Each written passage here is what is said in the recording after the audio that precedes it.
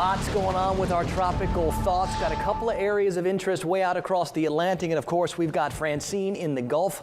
Let's take care of these two first.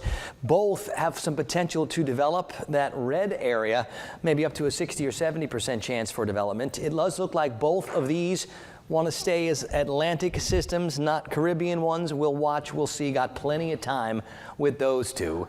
Much more interesting is going to be what's going on here in the Western Gulf. We've got some pretty significant pockets of convection. That's showers and thunderstorms. We've got a pretty good rotation, and after a couple of days of trying to find that center, you can see where that circulation is a little bit south of the Texas-Mexico border there.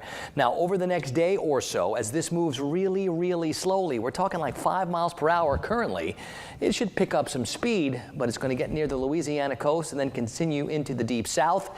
Once it gets over land, it gets weaker, but until it gets to land, it's likely going to get stronger. I'll be surprised if we're not calling this Hurricane Francine maybe a little later on this morning. And one of the things for our area to keep in mind is even though the core of the storm is likely going to be on the other side of New Orleans, several hundred miles away from here, the bands that wrap around this one are likely going to spread several hundred miles to the east, which means I think showers, storms, and some significant rain is a possibility all along the Gulf Coast.